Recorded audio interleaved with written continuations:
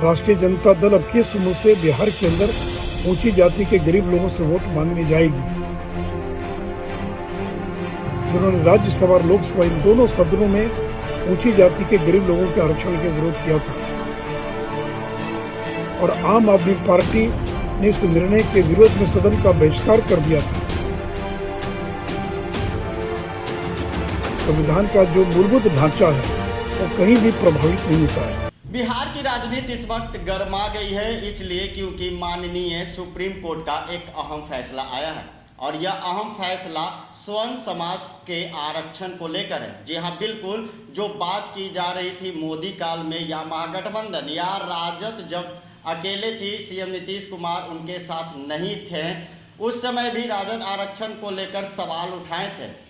अब कहीं ना कहीं सुप्रीम कोर्ट ने अपना अहम फैसला सुनाया है, जिसका स्वागत सभी ने किया है। लेकिन जिस तरीके से बिहार की राजनीति में बीजेपी को फायदा हुआ है, वहीं स्वर्ण समाज पे जो फैसला सुनाया गया है उससे महागठबंधन को बड़ा झटका लग सकता है। सुशील मोदी ने यह ट्वीट कर जानकारी दी है। ट्वीट में सुशील मोदी ने साफ कहा है कि अब किस मुंह से वोट मांगने या स्वर्ण समाज के पास जाइएगा, आपके पास अब कुछ नहीं रहा, केवल छल और कपट के सिवा।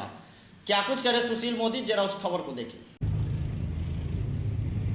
भारत के सुप्रीम कोर्ट ने आज बहुमत से नरेंद्र मोदी सरकार के इस निर्णय की वैधता पर अपनी मोहर लगा दिया, जिसके द्वारा ऊंची जाति के गरीब लोगों को 10% का आरक्षण देने का निर्णय लिया गया था।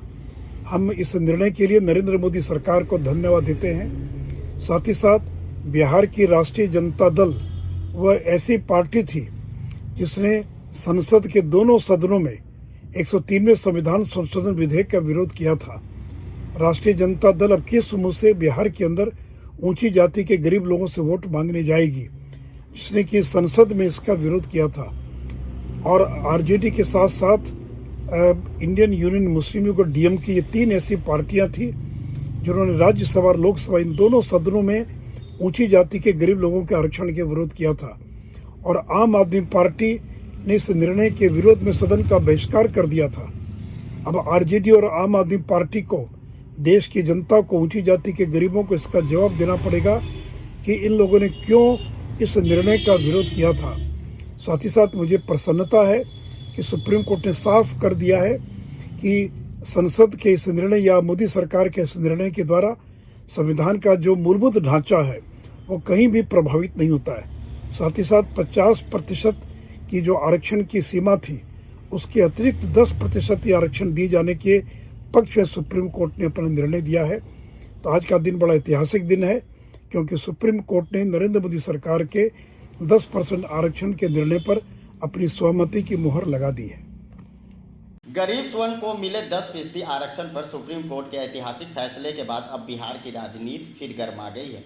2 सीटों पर उपचुनाव में 1 सीट पर राजद समर्थक महागठबंधन को परास्त करने के बाद बीजेपी अब EWS1 को दिया गया आरक्षण का विरोध जताने वाले राजद के खिलाफ हमलावर हो गई है।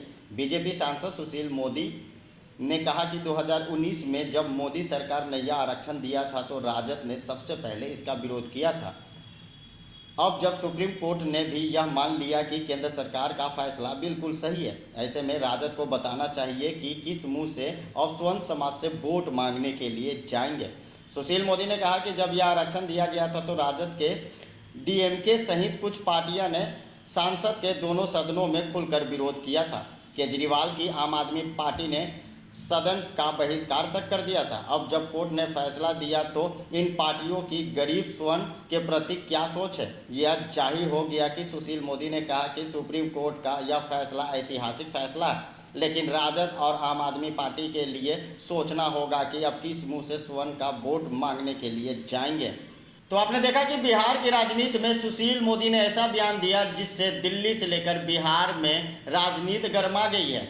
आम आदमी पार्टी यानी केजरीवाल की सरकार को भी निशाने पर लिया, वहीं बिहार में महागठबंधन यानी खासकर राजद का खुले तौर पर विरोध किया और साफ घेरे में ले लिया कि जो आरक्षण का विरोध कर रहे थे और सुप्रीम कोर्ट ने जो ऐतिहासिक फैसला सुनाया है उसमें अब स्वर्ण समाज से किस मुंह से वोट मांगने जाएंगे।